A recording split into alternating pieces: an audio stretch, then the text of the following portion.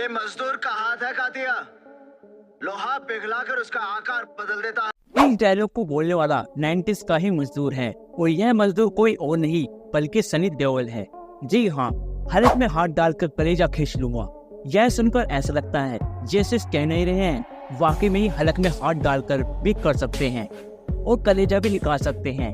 तो सनी देओल ही है जो साधारण सा डायलॉग तारीख पे तारीख को ऐसी अदा के साथ कहते हैं ना कि हर जुबा पर वो डायलॉग चढ़ जाता है।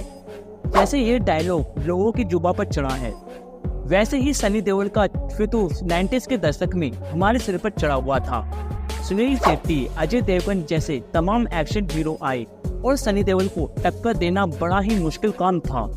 उसका कारण है कि उनकी घायल, घातक, गदर, दामनी और बॉर्डर जैसी फिल्में, इनमें एक फिल्म रही घातक उन फिल्मों में से एक है जिसमें अमरीश पुरी ने पॉजिटिव रोल किया था। फिल्म तो आपने देखी होगी, लेकिन क्या आपने इस फिल्म के बिहाइंड द सीन देखे हैं?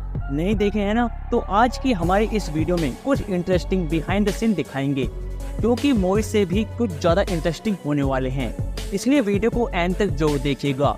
आपको वहाँ तक मूवी का यह बिहाइंड द सीन तो याद ही होगा ना, जब अमरीश पुरी को कैंसर का इलाज कराने के लिए मुंबई जाना पड़ता है और वो अपने बेटे से इस बारे में राय लेते हैं।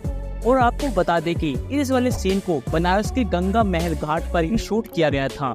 और जैसे कि आप देख सकते हैं कि यह घाट अब भी ऐसा का ऐसा ही है जैसा कि मूवी में दिखाया गया था। फिल्म में अमरीश पुरी बनारस से मुंबई की ओर रवाना होते हैं। तो आपको बता दें कि इस सीन को बनारस के स्टेशन पर ही शूट किया गया था। और साथ ही आपको बताते हैं कि इस मूवी के इंटरेस्टिंग शूट के बारे में सनी देओल मीनाक्षी सिसादरी से कहते हैं कि मुझे अमिताभ बच्चन जी का घर देखना चाहता हूँ। तो मीनाक्षी अमिताभ बच्चन जी का घर दिखाने के लिए ले जाती हैं।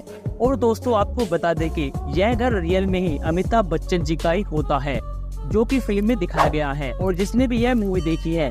और आपको बता दें कि डैनी, जो मुंबई के डॉन होते हैं, वो अपने 7 भाइयों के दम पर मुंबई पर राज करता है। और इसी दौरान सनी देओल मुंबई पहुंचता है और 7 भाइयों से अपने पिता के अपमान का बदला लेता है।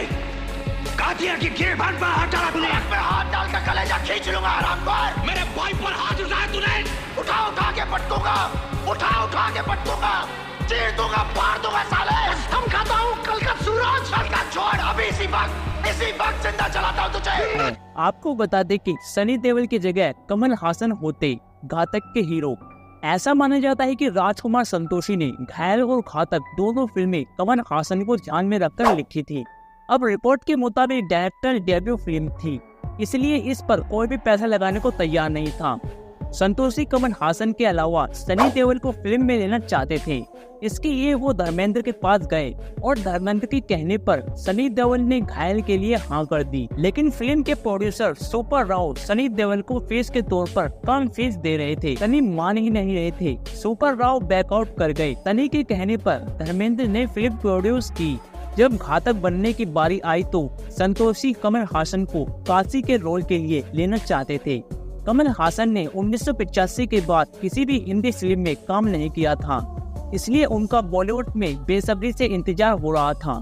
संतोषी इस बात को बताना चाहते थे और उन्होंने फिल्म साइन कर ली। यहाँ तक कि उस समय एक एड भी चलाया गया जिसमें कमल हासन ने फोटो के साथ लिखा होता है, welcome back to Hindi screen. फिर कमल हासन ने इस फिल्म से अपने हाथ खींच लिए। डिस्ट्रीब्यूटर पहले ही चाहते थे कमल हासन की जगह घातक में सनी पाजी हो। उन्होंने राजकुमार को समझाया और सनी देओल की फिल्म घातक के हवाले कर दिया। फिर क्या था, सनी काशी बन गए और वेस्ट इज हिस्ट्री फिर से अपोजिट गौरी के रोल में मीनाक्षी सिसादरी को साइन किया गया था। और फिर संतोषी और मीनाक्षी की अनबन हो गई और राजकुमार ने दूसरी एक्टर को खोजना शुरू कर दिया। अंत में रवीना टंडन का नाम फाइनल हुआ। रवीना टंडन ने 10 दिन की शूटिंग भी कर ली थी और इस बात की पुष्टि नहीं की जा सकती रवीना खुद फिल्म से हटी या उन्हें हटा दिया गया, क्योंकि कुछ लोग कहते हैं कि संतोषी को उनका काम पसंद नहीं आ रहा था, जिसके कारण उन्होंने रवीना को हटा दिया। कई अभिनेत्रियों को गौरी के रोल के लिए ट्राई कर चुके थे, लेकिन कोई फिट नहीं बैठा। ऐसे में अपने अनबन को बुलाकर मीनाक्षी के पास लौटे और गौरी का रोल उन्हें दे दिया। रिपोर्ट्स के मुताबिक संतोषी मीनाक्षी से बेइंतहा मोहब्बत करते थे। शायद दामनी की शूटिंग के आसपास मीनाक्षी को उन्होंने प्रपोज भी किया था, पर मीनाक्षी ने प्रस्ताव ठुकरा दिया।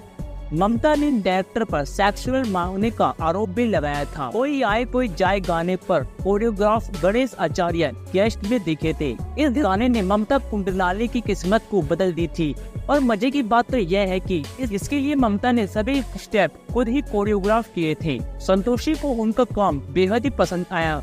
उन्होंने चाइना गेट में ममता को वोटर लिस्ट में शामिल कर लिया था।